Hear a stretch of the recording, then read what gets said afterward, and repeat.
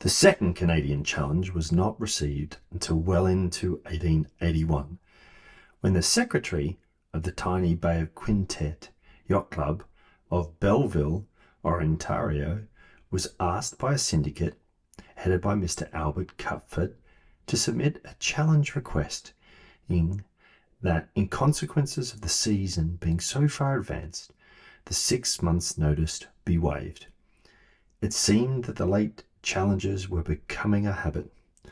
Or was it perhaps that the challengers were trying to catch the New York Yacht Club off guard without suitable boats for the cup? In the event, the New York Yacht Club accepted. For judging by the unimpressive first Canadian challenge, it did not really seem to matter.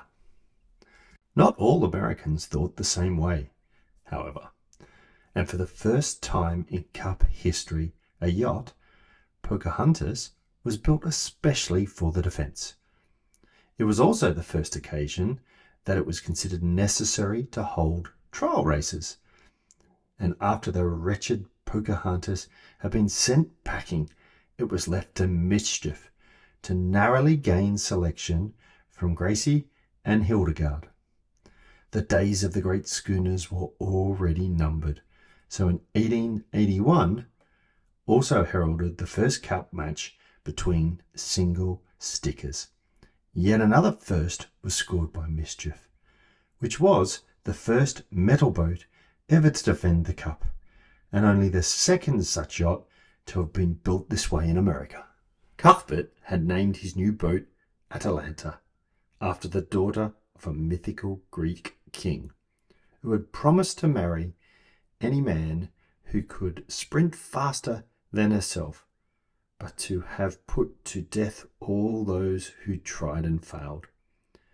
Judging, however, from her finish, described by one journalist as rough as a hedge's fence, and a badly fitted suit of sails, it appeared unlikely, right from the outset, that Yankees' heads would roll, and even more doubtful that any of them would be prepared to fall in love with her. The first of the best-of-3 races was delayed until the 9th of November, when, watched by only a handful of spectators, the two yachts ploughed off up the inside course, closely followed by Gracie, which had been given permission to go along for the ride.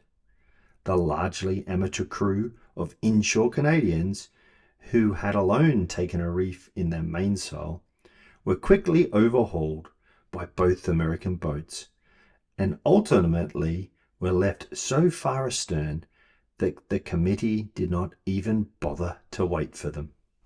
As a result, so little interest was shown in the second race that only a solitary side-wheeler was in attendance, and she soon went home.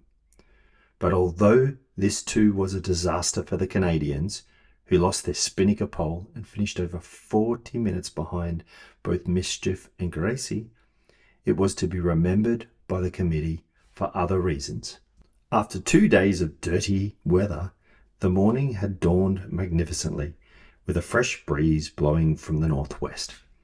At 8 a.m. the tug Luckamunch, having picked up the race committee from Pier Number 3 on the East River, had made for Staten Island, where they were to rendezvous with the two contestants and tow them immediately to the start. Mischief, waiting off Tompkinsville, secured a line, but when it was found that Atalanta was not ready, she cast off again and made her own way out to sea. It was almost an hour later when Captain Cuthbert and his merry crew had appeared at last on the jetty, and the committee were not a little upset on discovering that the Canadians had only just been taking a very leisurely breakfast. The spirit of the time summed up the result as follows. The Mischief distanced the Atalanta, a new yacht hastily built, totally untried, and miserably equipped with mist-fitting sails, which was bungled around the course by an alleged crew who would have been overmatched in trying to handle a canal boat in a fog. Only this and nothing more. When Cuthbert, undaunted by his drubbing, declared his intention to challenge for a third time the following season, the New York Yacht Club had no alternative but to change the rules by banning all clubs without an ocean regatta course from ever competing again.